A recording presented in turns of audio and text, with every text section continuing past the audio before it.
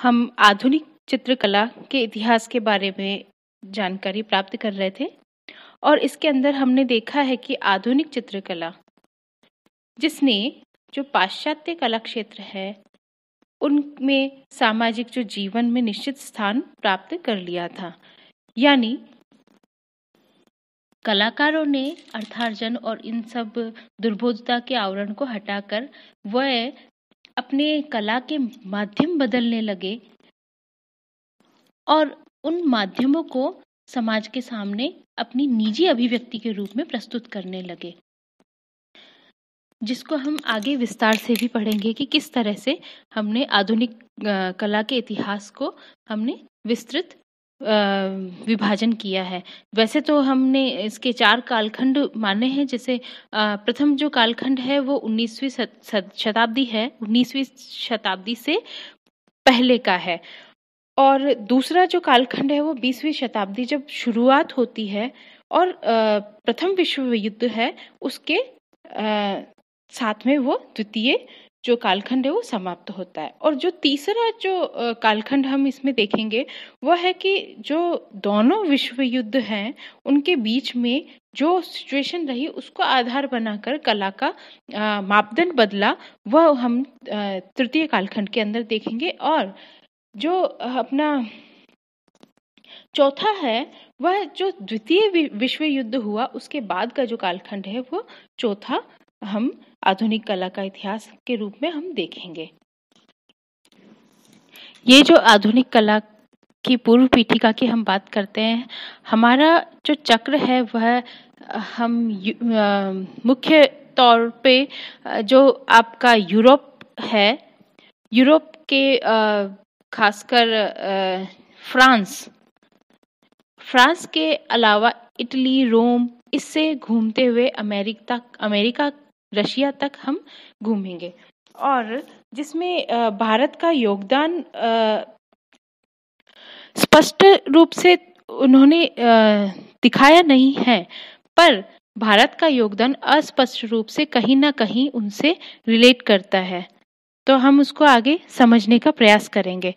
जबकि आधुनिक चित्रकला के जो हम इतिहास के बारे में बात करते हैं वो एक आपका वाद आएगा, प्रभाववाद, जिसको इम्प्रेशनिज्म भी कहते हैं, वहाँ से ये आरंभ होता है। और सर्वप्रथम जो आधुनिक कला की भूमिका है वो प्रभाववाद से ही शुरुआत मानी जाती है। इससे पहले हमको प्रभाववाद को समझने के लिए नियो क्लासिसिज्म के पश्चात हम रोमांटिसिज्म और रोमांटिसिज्म के बाद में रियलिज्म को भी जानेंगे, जिससे हम प्रभाववाद को स्पष्ट कर पाएंगे। और हम बात करते हैं कि जो कला क्षेत्र है उसमें जो पुरानी जो कला थी, पुरातन कला क्या कह सकते हैं हम, जिसमें लियोनार्डो विंची की बात करते हैं, रेनेसा पीरियड है, या फिर उससे पहले का ले लें तो जो चर्च में बने चित्र हैं, या फिर आप राजा के संरक्षण में बने चित्र हैं, उनको देखेंगे तो वो है कि कलाकारों ने उसमें सिर्फ पादरियों को या राजा महाराजाओं को इनको खुश करने के लिए ही चित्रण कार्य किया। पर अब हम देखेंगे कि प्रभाववाद की जब बात करते हैं तो अब कलाकार ने हिम्मत जुटाने शुरू कर दी है, और एक जो क्रांतिकारी साहस है वो हमको प्रभाववाद में एकदम स्पष्ट रूप से हम देखने को हमको मिलेगा। और प्रभाववाद के साथ जो कलाकार है उनके जो थॉट्स हैं वो भी धीरे धीरे परिवर्तित हो गए। इनका जो परिवर्तन होने का मुख्य कारण कुछ ऐसे कलाकार भी रहे हैं जो इनसे पूर्व में काम करके जा चुके थे। जैसे हम दाविद की बात करते हैं, दाविद ने शुरुआत कर दी थी। दाविद के बाद में जैसे फ्रांसिस्को गोया, उसके अलावा डोमिये जैसे कलाकार हैं, जेरिको, देलाक्रा, ऐसे जो कलाकार थे इन्होंने उससे रास्ता भी दिखा दिया था। अब क्या हुआ कि उनको नए विचार, नई धारणाएं तो समझ आ गई, पर एक खास बात इसमें ये भी थी कि पहले जो कलाकार थे वो या तो समाज सेवा से प्रेरित होकर चित्रांकन करते थे, या फिर जो उनको आर्थिक रूप से संबल प्रदान करे तो ऐसे चित्र वो चित्रांकन करते थे। अब यहाँ पे हमको देखने को मिलेगा कि अब वे आत्मा और भावनाओं के आधार पर वो चित्र करने लगे और उनकी जो निजता थी, व्यक्तिक भाव थे, वो उनकी कलाकृति के निर्माण का एक कारण बनी। और ये ही जो अभिव्यक्ति है वो हम देख सकते हैं कि आधुनिक चित्रकला की पूर्व पीठिका में एक प्रेरणादायी या पूर्वगामी जो विचार है उनको जन्म देती है। आगे हम देखते हैं कि कला के जो संबंध में कलाकारों ने जो हम कहते हैं भेद और मतभेद होते हैं, वो भी हमको दिखाई देते हैं। पर कलाकारों ने एक सामाजिक या सामाजिक विचारधारा या समाज के बीच में जो चित्र अंकन किए या मूर्ति बनाई या जो भी कुछ कलाकृति का निर्माण किया, वो एक अलग विचार को लेकर थी, जो थी आर्ट फॉर आर्ट सेक। अब यही आर्ट फॉर आर्ट सेक की जो भावना थी, ये इन कलाकारों में पनपने लगी। ये एक फ्रेंच शब्द है आर्ट फॉर आर्ट सेक, जिसको हम आगे विस्तार से पढ़ेंगे। आप इसको एक बार समझ लीजिए। और प्रभाववाद का जो हम बात करते हैं, तो उसके पूर्व की शताब्दी में हम देखेंगे कि इसका जो प्रभाववाद का जन्म है वो कहाँ से हुआ होगा, कैसे इसमें क्रांतिकारी भावनाएं उत्पन्न हुई होगी, या फिर जो पूर्वगामी जो कलाएं थी उनका जो दृष्टिकोण था वो कैसे अचानक से परिवर्तित होता है, कौन ऐसे क्रांतिकारी कलाकार थे या उन कलाकारों के चित्रों में ऐसे कौन से तत्व थे जिनको हमको समझ लेना भी आवश्यक होगा, जो आधुनिक चित्रकला को समझने में बहुत महत्वपूर्ण तत्व रहेंगे। क्योंकि हमने पहले भी जिक्र किया है और आप पूर्व की कक्षाओं में पढ़ भी चुके हैं कि जो राष्ट्रीय महत्व की कला निर्माण है वह ऐसी कोई कला का निर्माण पहले नहीं हुआ। और हम देखेंगे कि जो 15वीं से 16वीं शताब्दी थी, उसके जो उस समय के जो कलाकार थे वो दरबारी कलाकार कहलाए, जिनमें हम एक उदाहरण भी ले सकते हैं कि लियोनार्डो विंची, जिसने फ्रांसिस प्रथम के जो दरबार है उसके अंदर अपना काम किया था, या फ्रांस में इटालियन, डच या फ्लेमिश जो चित्रकार थे उनके चित्रों की बहुत ज़्यादा डिमांड होने लगी थी। और ऐसे में जॉर्ज देलातूर, लॉरे, पुंस, लुई, फ्रांस हॉल्स, ऐसे जो चित्रकार थे वे बहुत विख्यात थे, अपना स्थान कला के क्षेत्र में रखते थे। परंतु खास बात यह है कि इन कलाकारों ने या तो ईसा मसीह के जीवन से संबंधित चित्रण कार्य किया, या फिर मानव शरीर या नैसर्गिकवादी चित्रों के अंदर ही घूम कर रह गए थे, जिसमें हमने देखा है कि ये विचार जोतो सिमाबू के मैंतिग्ना या फिर हम बॉटिचेली, ऐसे जो कलाकार थे उनके प्रभाव को हम इनके चित्रों में भी देख सकते हैं। राफेल है, माइकल एंजेलो है, लियोनार्डो विंची है, ऐसे कलाकारों का प्रभाव हम देख सकते हैं। पर एक कलाकार आता है पुंस, जिसको हम मौलिक प्रतिभा का कलाकार नहीं मान सकते, किंतु उन्होंने पुनर्जागरणकालीन इटालियन जो कला है उसका अध्ययन एक शास्त्र शुद्ध शैली में किया था और उसको विकसित करके उसने अपने आगे आने वाले कलाकारों को बहुत प्रेरणा भी दी। अब आती है बात चित्रों के विषयों की। तो हम देखते हैं कि पहले चित्र के विषय थे वो ईसा पर केंद्रित थे, ईसा मसीह के अलावा या मैडोना के ऊपर केंद्रित थे। मैडोना के अलावा हम बात करते हैं तो वो हम जो मानव शरीर है उसके ऊपर आधारित देख सकते हैं। यानी हर चित्र में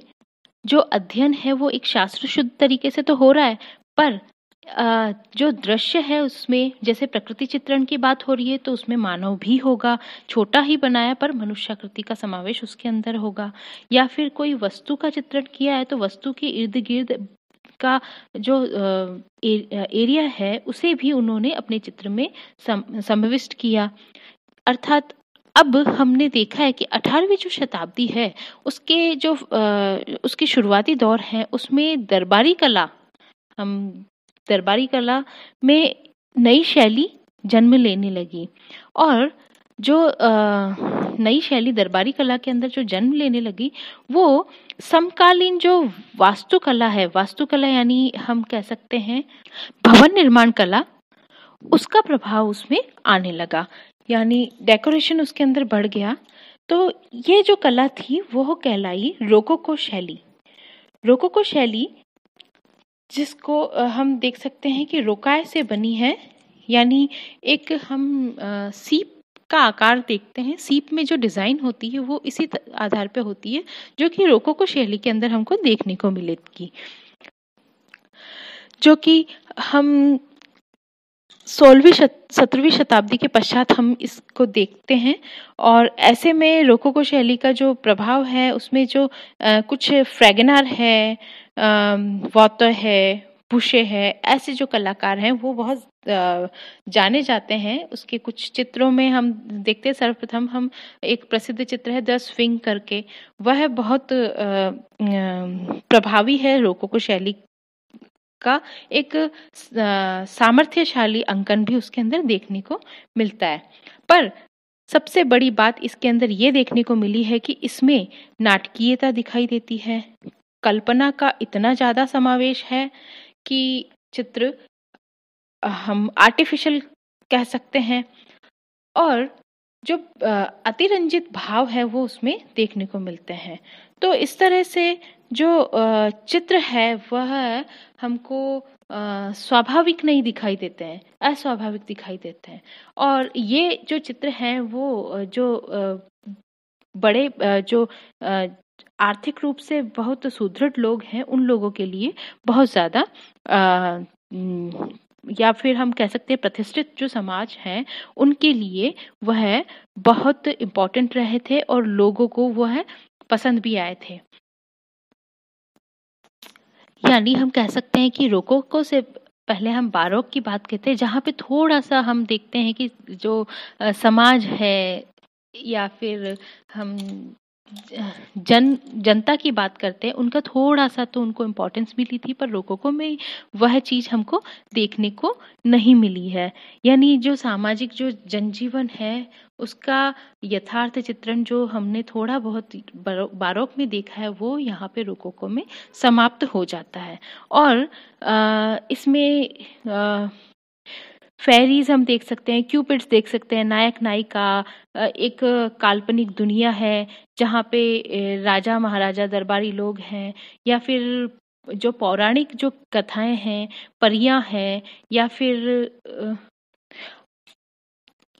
अति मानव की बात कर सकते हैं, देवता, सुपरमैन जैसी जो भी विचार हैं वो इस शैली में देखने को मिलते हैं। और वस्तु चित्रण यहाँ पे इतना ज्यादा यानी न के बराबर वस्तु चित्रण का इसमें हम अंकन देखते हैं। तो रोकोको शैली तक आते आते यानी हमने रेनेसां की बात करी, बारोक की बात करी और रोकोको शैली, तो यहाँ पे चित्रकला से संबंधित या फिर जो कला संबंधित जो भी विचार थे वो वहाँ के प्रचलित समाज को प्रभावित कर रहे थे। और यहाँ स्वतंत्र कलात्मक अभिव्यक्ति देखने को नहीं